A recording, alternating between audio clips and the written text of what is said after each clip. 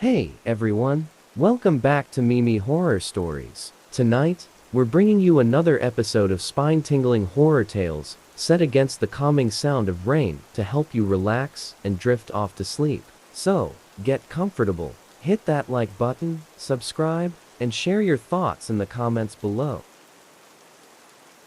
One night, I was on a long haul route, making my way to a warehouse for a late night delivery. The journey had been uneventful, and I was looking forward to unloading and getting some rest. I pulled into the warehouse lot, parked my truck, and walked up to the office to check in. I handed over my paperwork to the staff, but they looked confused. They checked their system and told me they had no record of my delivery. I was sure I had the right place, so I double-checked the address and the details. Everything matched up perfectly.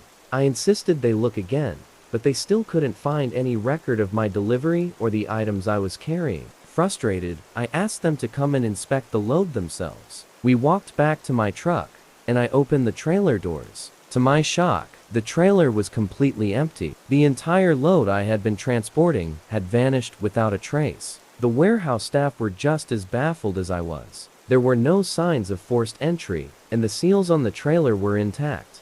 I felt a chill run down my spine. I knew for certain that the trailer had been loaded when I left, and I had made no stops along the way. It was as if the freight had simply disappeared into thin air. The staff suggested I call my dispatcher to report the incident. When I did, they were equally confused and concerned. They assured me they would look into it, but for the time being, I was left with more questions than answers. I drove to a nearby truck stop, still trying to wrap my head around what had happened. As I sat in my cab, I couldn't shake the eerie feeling that something unnatural had taken place. The missing freight remained a mystery, and despite numerous investigations, it was never found. To this day, I have no explanation for what occurred that night. It was as if the load had been spirited away by some unseen force. The incident left me with a lingering sense of unease, and every time I make a delivery, I can't help but wonder if it will happen again.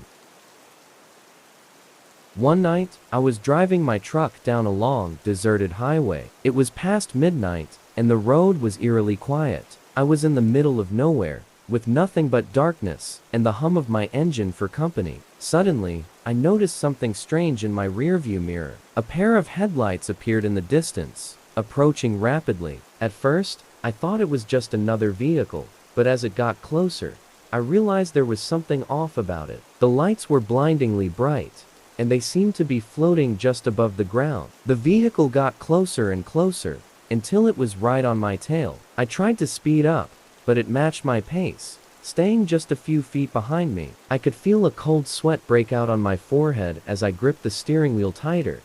I decided to pull over and let the vehicle pass, but when I did, it vanished. There was no sign of it anywhere. I looked around, confused and a little shaken, but there was nothing on the road except my truck and the empty highway stretching into the distance. I got back on the road, trying to shake off the unease, but the headlights reappeared almost immediately, this time in front of me. They hovered for a moment before darting off to the side and disappearing into the darkness. As I continued driving, strange things started happening. The radio crackled with static, and I heard faint whispers that seemed to be coming from the speakers. The temperature in the cab dropped, and I could see my breath in the cold air.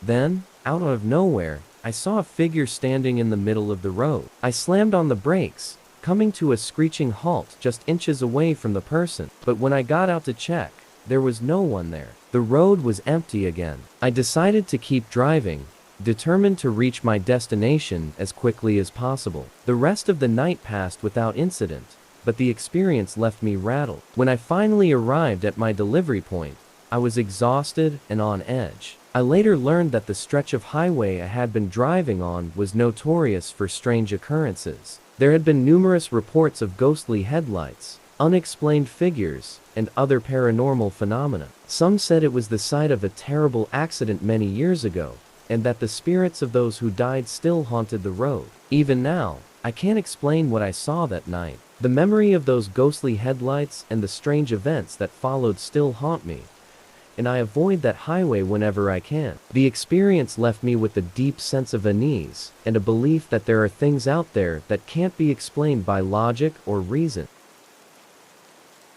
One night, I was on a long-haul route, driving through a remote stretch of road that cut through a dense forest. It was the kind of place where the trees seemed to close in on either side, and the only light came from my truck's headlights slicing through the darkness. Around midnight, I saw a sign for a rest area up ahead. Feeling the fatigue setting in, I decided to pull over and take a short break.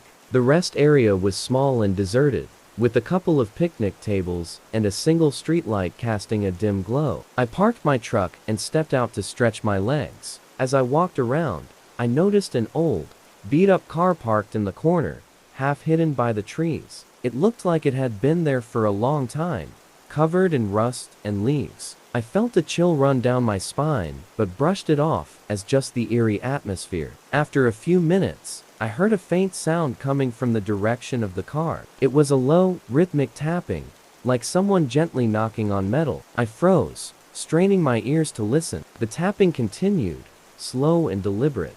I cautiously approached the car, my heart pounding in my chest. As I got closer, the tapping grew louder. I peered through the grimy windows, but it was too dark to see anything inside. Summoning my courage, I reached for the door handle and pulled. The door creaked open, and I was hit by a musty, stale smell. Inside, the car was empty, but the tapping noise continued, now seeming to come from the trunk. I hesitated, every instinct telling me to walk away, but curiosity got the better of me. I went around to the back of the car and tried the trunk. It was locked. I searched the ground for something to pry it open, and found a rusty crowbar nearby. With a deep breath, I wedged it under the trunk lid and pushed. The trunk sprang open with a groan, and I stumbled back, the tapping noise stopping abruptly. Inside, there was nothing but old, decaying junk. Piles of papers, clothes, and what looked like an old doll stared back at me. I felt a wave of relief and confusion wash over me. Just as I was about to close the trunk, I noticed a piece of paper sticking out from under the debris. I pulled it free and saw it was a photograph of a family, a man, a woman, and a little girl, all smiling happily. But there was something unsettling about their eyes, which seemed to follow me wherever I moved.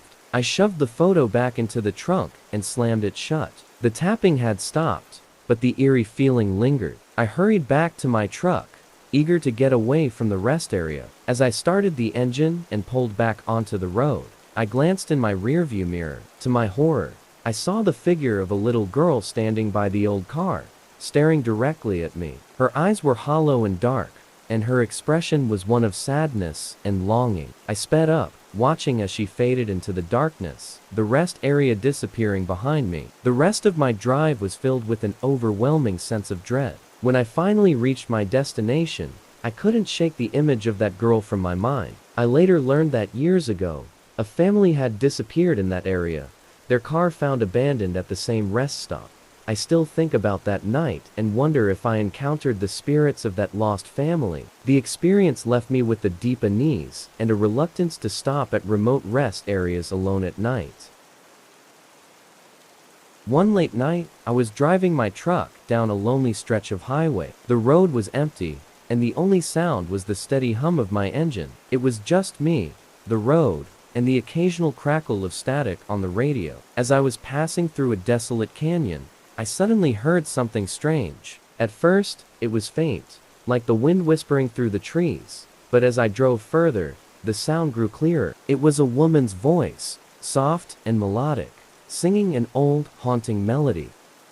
I glanced at my radio, thinking it had picked up some late-night station, but the display showed nothing but static. The singing continued, the voice seeming to come from all around me. It was beautiful yet unsettling, and I couldn't understand the words, but the tune was deeply melancholic. Curious and a bit unnerved, I slowed down, trying to pinpoint the source of the singing. As I rounded a bend in the road, the voice grew louder, almost as if the singer was right beside me. I scanned the area with my headlights, but there was no one in sight, just the empty road and the towering canyon walls. I kept driving, hoping the voice would fade, but it followed me, never wavering. The singing seemed to wrap around me, filling the cab of my truck with its haunting melody. My heart began to race, and I felt a chill run down my spine.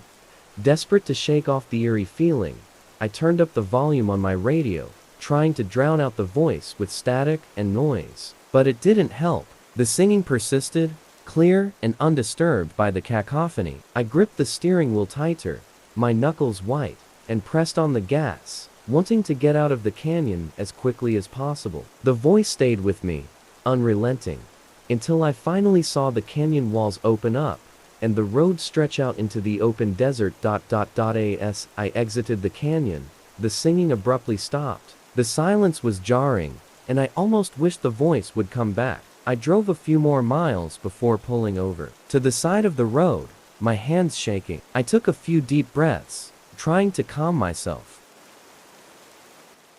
One evening, I was driving my truck through a remote and desolate stretch of highway. The road was long and straight, with nothing but darkness on either side. The night was quiet, and the only sound was the steady rumble of my engine. As I drove, I noticed an unusual drop in temperature inside the cab. I could see my breath forming in the cold air, which seemed out of place given that it was a relatively mild night. I shrugged it off, thinking it might be a draft or an issue with the truck's climate control. Just then, I felt a sudden, unseen force grip my shoulder. It wasn't a physical touch, but rather an intense pressure, as if someone or something was pressing down on me. I was startled and quickly glanced around, but there was no one in the cab with me. The sensation persisted, making it difficult to concentrate on the road. I tried to shake it off and focus on driving, but the pressure seemed to intensify, almost as if it was trying to pull me away from the wheel. My heart raced, and I gripped the steering wheel tightly,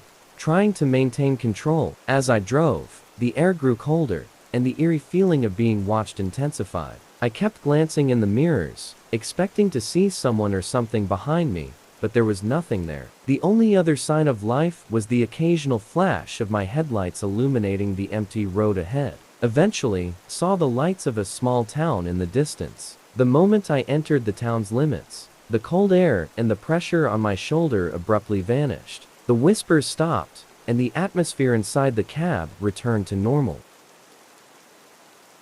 One night, I was driving my truck through a fierce storm. The rain was coming down in sheets, and the wind was howling, making it hard to see more than a few feet in front of me. The road was slick, and I was focusing intently on keeping control of the truck.